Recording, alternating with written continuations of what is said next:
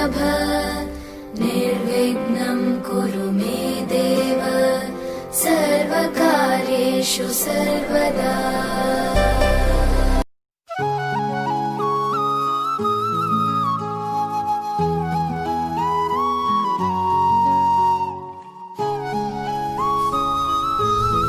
नमस्कार, दिनेश कुमार माली, कक्षा द्वादशी, विषय गणित, अध्याय 6 संतत्यात्ता व अवकलनीयता।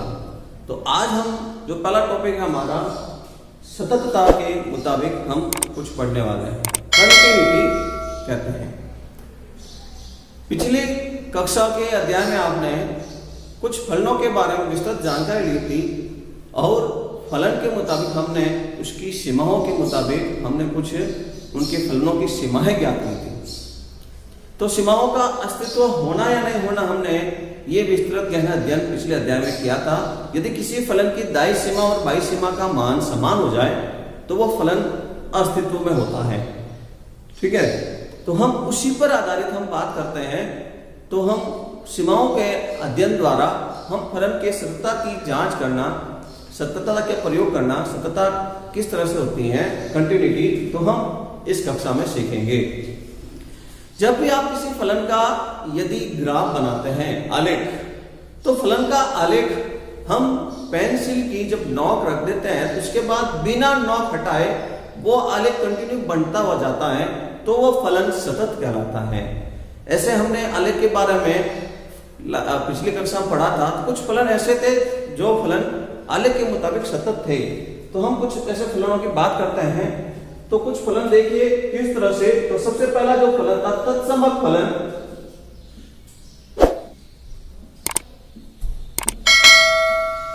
तत्समक जो फलन है वो हमेशा कंटिन्यूटी रहता है, fx बराबर x।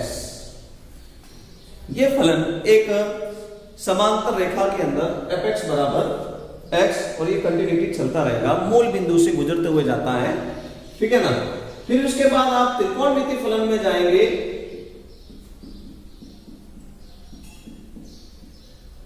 त्रिकोणमिति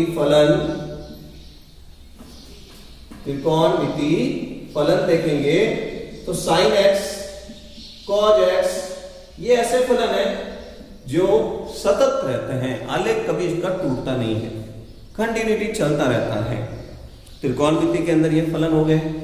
कुछ फलन मापांक से संबंधित होता है, तो मापांक फलन भी कंटिन्यूटी रहते हैं। मापांक फलन fx बराबर मापांक x, जिसको हम निरपेक्ष मान से भी बोलते हैं। तो ये फलन हम देख रहे हैं। तो इनका आलेख एक बार पेंसिल रखी तो आप इसको कंटिन्यू चलता रहता है, बीच में से टूटता नहीं है, तो इस कारण से फलन सतत कहलाते हैं। कुछ फलन ऐसे होते हैं कि जो बीच में टूटकर फिर वापस पुनः शुरू करते हैं। तो जैसे महत्वपूर्णांक फलन सतत नहीं होता है। ये अभी हमने जो पढ़ा है, ये हमने कुछ उदाहरण लिए हैं जो सतत फलनों के हैं। अब हम जो पढ़ने वाले हैं असतत फलनों के बारे में। तो कौन कौन से फलन असतत हो सकते हैं? तो महत्तम पूर्णांक फलन, जिसके लिए हमने ऐसे पढ़ा था fx बराबर एक बड़ा कांस्टेंट बनाकर x मान, इसका जो आलेख बनता है एक सीढ़ी नुमा आकृति में बन रहा है। तो देखिए आप, तो ये फलन कभी असतत रहेगा हमेशा। त्रिकोणमिति में आप देख रहे हैं तो sin x cos x के अतिरिक्त जो भी फलन है, sin x और cos x के अतिरिक्त जो भी फलन है त्रिकोणमिति में, वो सब असतत होते हैं।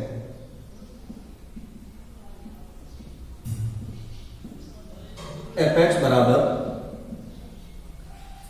tan x, sec x, cosec x। ठीक है, tan x का फलन आप देख लें, sec x का फलन देख लें, cosec x का फलन देख लें, ठीक है ना, और cot x का फलन देख लें। आप इनका सबका आलेख देखें तो प्रत्येक का आलेख कंटिन्यूटी नहीं रहता है। उसको कंटिन्यूटी रखने के लिए फिर एक ऐसा अंतराल लेना होगा जिसमें यह फलन एक कंटिन्यूटी चले, तो वो फलन सतत बन सकता है। उसके लिए फिर किसी आप अंतराल में से कुछ सीमा का मान को निकालना पड़ेगा, तब वो फलन सतत बन सकता है। तो ये जो हम पढ़ रहे हैं ये फलन सतत और असतत होना। प्रत्येक बार किसी फलनों का आलेख बनाना संभव नहीं होता है। अंकगणितीय और कुछ फलन इस प्रकार से निर्मित हो जाए कि जिसका आलेख बनाना संभव नहीं है, तो उसका कंटिन्यूटी की जांच करना, सततता की पहचान करना फिर आलेख द्वारा संभव नहीं है। तो उसके लिए फिर हमको एक गणितीय परिभाषा की जानकारी लेनी पड़ेगी। तो गणितीय परिभाषा के मुताबिक किस तरह से फलन सतत होता है, आइए हम उसके बारे में जांच करते हैं, पढ़ते हैं। तो देखिए, सबसे पहले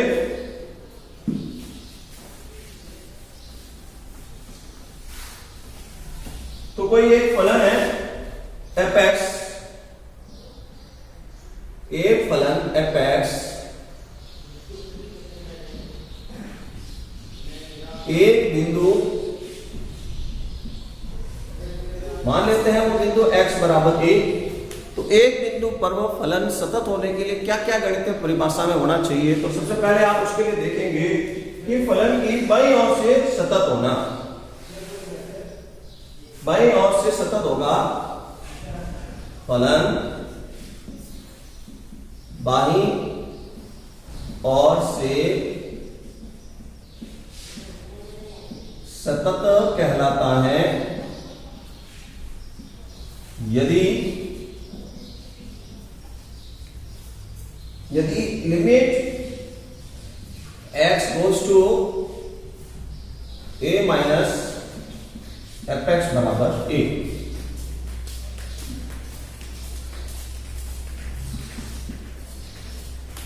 ठीक है, ये फलन जो हो गया वो बाईं ओर की तरफ बात की हमने कि कोई भी फलन fx बाईं ओर से सतत कहलाएगा, तो लिमिट उसकी x goes to a minus बाईं ओर का संकेत है fx बराबर fa।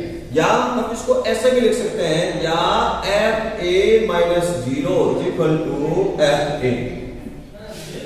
ये भी इसका संकेत बन सकता है। दूसरा जो संकेत बनेगा, fx दाईं ओर से सतत कहलाएगा, दाईं ओर से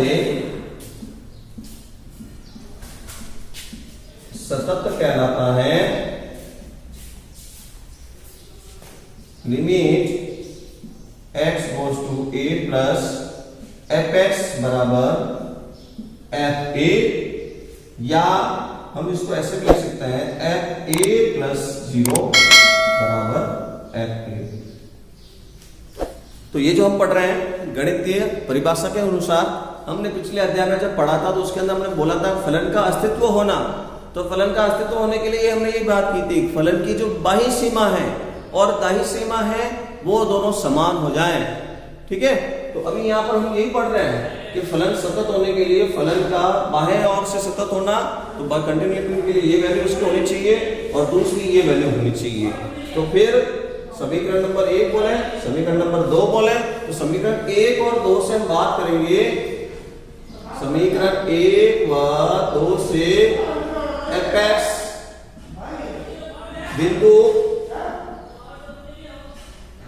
x बराबर a पर सतत होगा, सतत x बराबर 1 पर सतत होगा। उसके लिए आप समीकरण 1 और 2 से बोलने वाले हैं fa माइनस 0 बराबर fa प्लस 0 बराबर fa। ये सब बात गणितीय परिभाषा के मुताबिक लागू अगर हो जाए तो वह फलन कंटिन्यूटी बनेगा। फिर इसके मुताबिक आलेख देखने की आवश्यकता ही नहीं है। आलेख कई बार ऐसे प्रश्न गणितीय, अंगणितीय या फलन के बहुपदीय फलनों से या संयुक्त फलन से इस तरह से निर्माण होते हैं, उसका आलेख बनाना संभव नहीं होता। तो उसको हम गणितीय परिभाषा के मुताबिक ऐसा इस नियम से सिद्ध करेंगे। लिखिए समझते हुए हम आगे प्रश्न करेंगे। दिया हुआ प्रश्न में कि फलन एक fx x प्लस 5, जब x का मान 1 के बराबर या 1 से कम, तो फलन प्रयोग में लेना है x प्लस 5।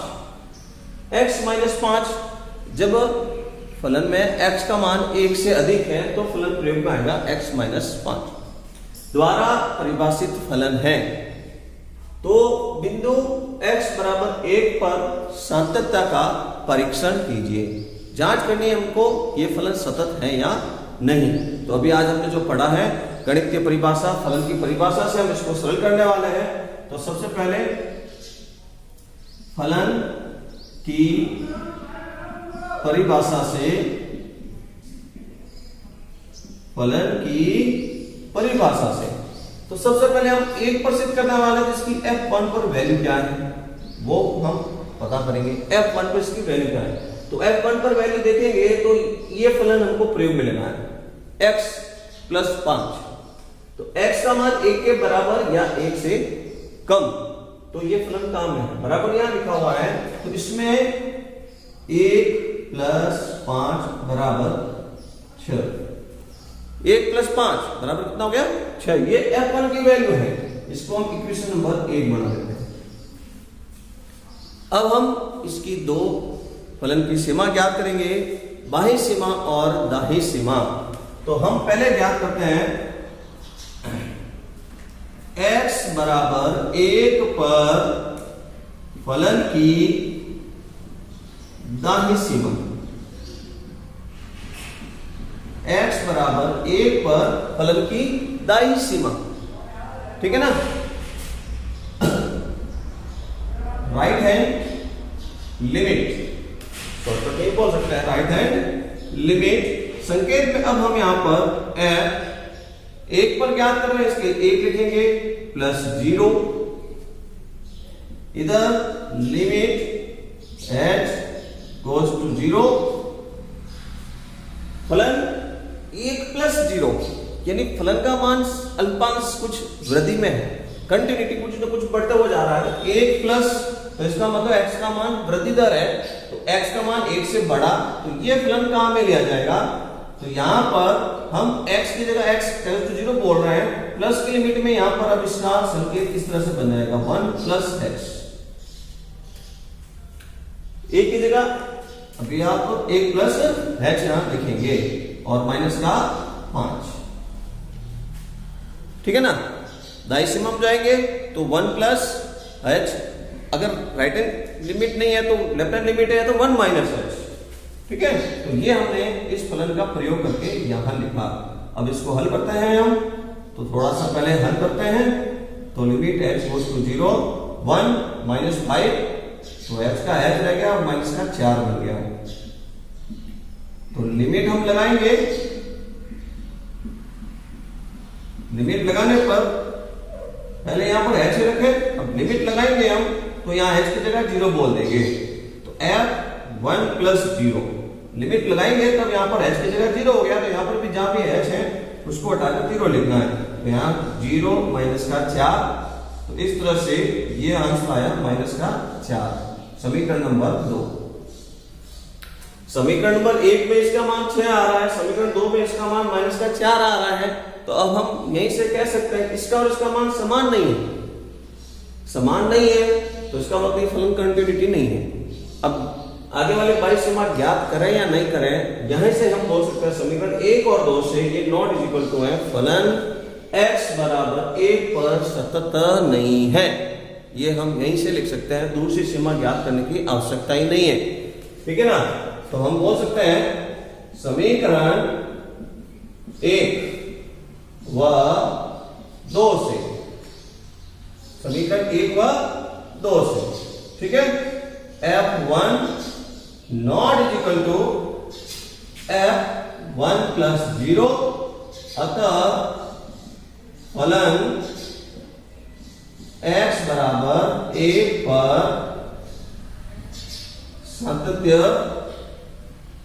सतत नहीं है, ठीक है। तो इस तरह से हम सातत्य की जांच करके फलन का कंटिन्यूटी होना या नहीं होना हम कर सकते हैं। समझते हुए लिखिए इसको।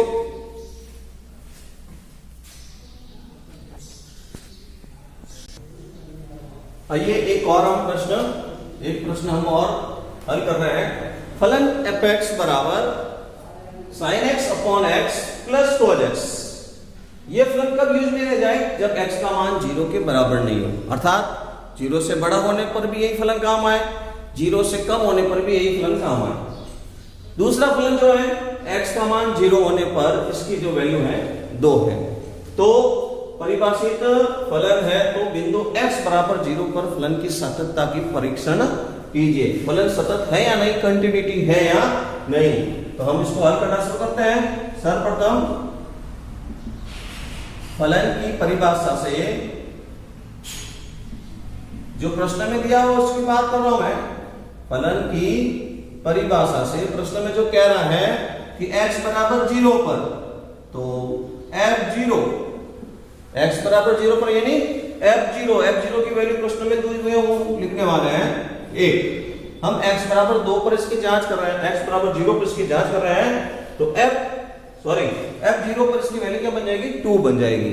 अब हम इसकी दो सीमा ज्ञात करेंगे, दाई सीमा और बाई सीमा। तो पहले हम ज्ञात करते हैं x बराबर 0 पर फलन की fx की दाहिनी सीमा, जिसको हम बोलते हैं right hand limit. Right hand limit हम इसकी निकालने वाले हैं। तो राइट हैंड लिमिट के लिए इसके अंदर संकेत बनेगा f0 प्लस h, यानी 0 से बड़ा। तो 0 से बड़ा, तो यहां पर अब फलन कौन सा लेना है, तो लिमिट h गोज टू 0। अब यहां पर जो संकेत में फलन जो हम लेने वाले हैं, यहां पर बोला हुआ है x not is equal to 0, भले बड़ा है तो भी यही फलन काम आएगा, भले छोटा है तो भी ये फलन काम आएगा। संकेत में भी दाईं सीमा में x को हटाकर 0 प्लस h लिखना है। जो इसका जो मुख्य मान है हर एक जगह x की जगह 0 प्लस h लिखा जाएगा। तो साइन 0 प्लस h, ठीक है, x की जगह फिर 0 प्लस h और प्लस का cos 0 प्लस h। 0 को मैं सब जगह से हटा देता हूं, तो limit h goes to 0 sine h upon h, bracket बंद लगा देता हूं मैं एक बार, cos h। अब आप याद रखें कि कुछ हमने मानक सीमा पढ़ी थी, तो इस दोनों में अगर हम ये जो वैल्यू बनाएंगे अलग अलग लिखेंगे इसको, तो लिमिट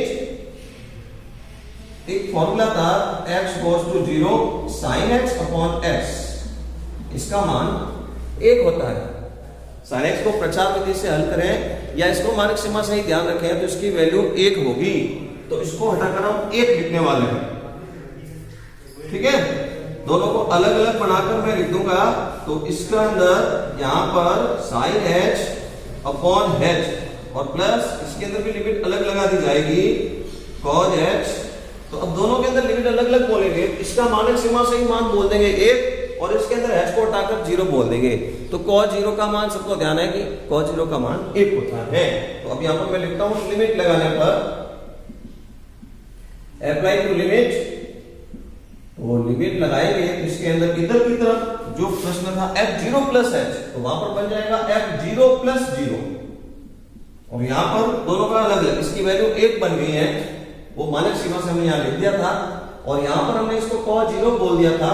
तो f0 plus 0 is equal to 1 plus 1, 2 हो गया इक्वेशन नंबर 2। इक्वेशन नंबर 1 जो इसकी f0 पर वैल्यू है, ये दाईं सीमा का मान आ गया 2, तो इसका मतलब दोनों मान समान आ रहे हैं। तो आगे हम बढ़ेंगे, बाईं सीमा भी ज्ञात करेंगे। तो x बराबर 0 पर फलन की बाईं सीमा, जिसको हम बोलेंगे लेफ्ट हैंड लिमिट। तो लेफ्ट हैंड लिमिट ज्ञात करने के लिए संकेत बनेगा f0 minus h। 0 minus h वह फलन जो 0 से कम है, तो हमारे प्रश्न में अलग से दिया हुआ नहीं है, x नॉट इक्वल टू 0 इसी में है, ये इंक्लूड है, इसी को फलन को लेकर आप लिखेंगे। तो यहां पर आप संकेत बनाया जाएगा लिमिट h गोज टू 0, तो साइन x जो लिखा हुआ है इसकी जगह आप लिखा जाएगा 0 माइनस h और ये 0 माइनस h हो गया, प्लस cos 0 माइनस h, ये मैंने लिख दिया। 0 का कोई मान नहीं यहां पर, इसको हटा देते हैं जोड़ में, बाकी में कोई 0 का वैल्यू नहीं रखनी। तो 0 माइनस में है तो ये 0 हटा रहा हूं मैं, तो इधर रह गया माइनस का h और अपॉन में फिर रह गया माइनस का h, प्लस cos माइनस का h। तो अब यहां पर दो बात वापस ध्यान रखें, फिर यही मानक सीमा काम में लेंगे हम। साइन x अपॉन x जो यहां पर एंगल है वो का वो परिमेय भिन्न में यहां q का मान है माइनस h, उधर की तरफ cos माइनस h है। तो आपको ध्यान है कि ऋणात्मक कोण कॉज और सेक के अंदर कोई इफेक्ट नहीं होता है, वो कभी वैल्यू बनती है, ठीक है ना। Cos minus theta is equal to cos theta. यहां एक बार ब्रैकेट बना दो, इधर एक तरफ ब्रैकेट बना दो, दोनों के अंदर लिमिट बोलकर हम बात कर लेंगे। तो अब यहां पर जब इसके लिमिट में लिखा जाएगा लिमिट h गोज टू 0, तो sine minus h upon minus का h प्लस फिर लिमिट इसमें लगाएंगे h गोज टू 0, तो ये cos माइनस हटा दिया, cos h बोल दिया। तो अब लिमिट लगाएंगे तो दोनों का मान 1 प्लस 1 हो जाएगा। लिमिट लगाने पर 1 प्लस 1 इज इक्वल टू 2, समीकरण नंबर 3। ये जो मान हमने तीसरा निकाला है f0 माइनस 0, ये समीकरण नंबर 3 बन गया। तो हम देख रहे हैं कि समीकरण 1, 2, 3 से, समीकरण 1, 2 व 3 से f0 प्लस 0, f0 माइनस 0 बराबर f0, x बराबर 0 पर फलन सतत है। ये अभी हमने सीखा है, ठीक है, क्योंकि इसके अंदर दाई सीमा और बाई सीमा का अस्तित्व हो गया। फलन दाई सीमा में भी सतत है, फलन बाई सीमा में भी सतत है, और दोनों का मान समान भी है, तो ये फलन सतत है। समझते हुए अच्छी तरह से लिखिए।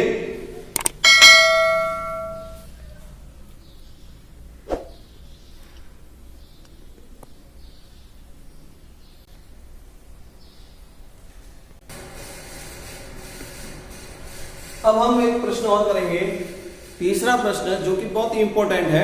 इस तरह के प्रश्न हमेशा एग्जाम में पूछे जाते हैं, कंपटीशन एग्जाम में भी इस तरह के क्वेश्चन आते हैं। सतत, आपको पहले से ध्यान है कि फलन सतत है, इसके अंदर कोई कांस्टेंट बना देगा, उस कांस्टेंट की वैल्यू ज्ञात करनी है। तो यहां पर ये फलन बिंदु x बराबर 2 पर सतत है, तो जो फलन दिया हुआ है x बराबर 2 k, तो ये x बराबर 2 k कितना है ये अपन को ज्ञात करना है। x बराबर 2 पर मान k दिया हुआ है, x का मान 2 से बड़ा, x का मान 2 से कम, फिर वापस वही जैसे भी किया हमने नॉट इक्वल टू, तो दोनों इसी फलन को यूज में लेकर बताना है, ठीक है। तो हम k का मान ज्ञात करने के लिए वही आपको ध्यान, एक सतत है तो सतत के ही प्रयोग से हम इसको k का मान ज्ञात करने का हल करने वाले हैं। देखिए क्या करें हम, तो हल शुरू कर रहा हूं मैं। आपको पहले से बोल दिया चूंकि फलन जो fx है x बराबर 2 पर क्या है, सतत है। सतत है तो क्या होगा, तो वो कंडीशन याद करो कि f2 plus 0, f2 minus 0, right hand limit left hand limit equal, और इसकी जो वैल्यू है दोनों में से, तो f2 की भी वैल्यू इक्वल होगी। ये तीनों मान समान होने वाले हैं। तो हम क्या करने वाले हैं, इन तीनों में से दो वैल्यू काम में लेने वाले हैं। लेफ्ट और राइट लिमिट में से कोई एक लिमिट लेंगे और f2 की वैल्यू लेंगे, इससे k आ जाएगा और k की वैल्यू बन जाएगी। तो हम दो काम करेंगे, इसको प्रयोग में लेंगे और इसको प्रयोग में लेंगे। तो पहले परिभाषा, फलन की परिभाषा से, ये जो प्रश्न में दिया हुआ है, फलन की परिभाषा से f2 is equal to k, equation number 1। f2 is equal to कितना, k, ये हो गया इक्वेशन नंबर 1। अब हम बात करेंगे फलन की परिभाषा, f2 इज इक्वल टू 1 हो गया। अब हम लिखेंगे फलन fx की x बराबर 2 पर दाहिनी सीमा 2 प्लस 0, दाई सीमा, क्या बोलते हैं दाई सीमा को, राइट हैंड लिमिट, ठीक है। कैसे संकेत में लिखना है, तो यहां लिखना है f2 plus h is equal to limit h एक अल्पांश वृद्धि के मुताबिक संकेत में है, h गोज टू 0। और अब यहां पर जहां कहीं पर भी x लिखा हुआ है, हम 2 से बड़ा कुछ बोल रहे हैं, तो x को जगह 2 प्लस h लिखा जाएगा, फलन ये प्रयोग में लिया जाएगा।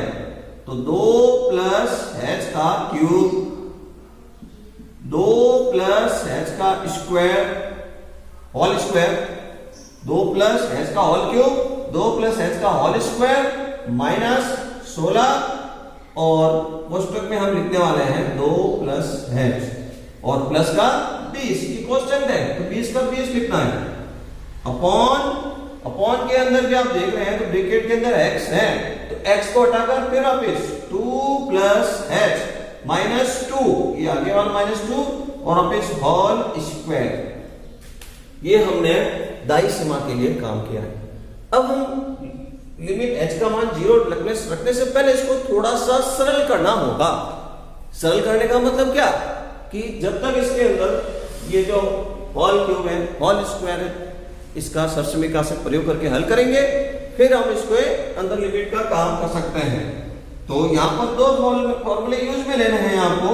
पहला फॉर्मूला जो लगाना है a प्लस बी का होल क्यूब, तो ये फॉर्मूला हम यहाँ लगा सकते हैं a प्लस बी का whole cube, a cube plus b cube plus 3ab और ब्रैकेट में a प्लस b का होल स्क्वायर, तो a प्लस b का जो होल स्क्वायर होगा a square plus 2ab plus b square. ये दो सरसमीका आपको यहाँ प्रयोग में लेनी होगी, तो मैं इसके दो सरसमीका प्रयोग में ले रहा हूं। ध्यान देंगे आप सभी यहाँ लिमिट h गोस टू 0। पहले मैं ये क्यूब वाले को हल कर रहा हूं, a क्यूब यानी 2 का क्यूब कितना हो गया 8 प्लस b क्यूब यानी h क्यूब 3ab यानी इनका मल्टीप्लाई करके मल्टीप्लाई 3 इंटू 2 6h ब्रैकेट के अंदर a प्लस b, तो वो का वही लिख दिया। तो ये a प्लस b के होल क्यूब के मुताबिक पहला जो सरसमीका का प्रयोग किया 2 प्लस h को हल किया है। फिर उसके बाद अब हम इसको हल करने वाले हैं 2 प्लस h का whole square a square plus b square और प्लस का 2ab, तो a स्क्वायर तो 2 का स्क्वायर 4, 2ab तो 2h को और दुगना करेंगे तो 4h और प्लस का h स्क्वायर। ठीक है, फिर आगे देखेंगे आप तो माइनस 16 इंटू 2 32 हो जाएंगे और 16h माइनस का 16h और प्लस का 20। ठीक है, ये हम इसमें प्रयोग करने वाले हैं।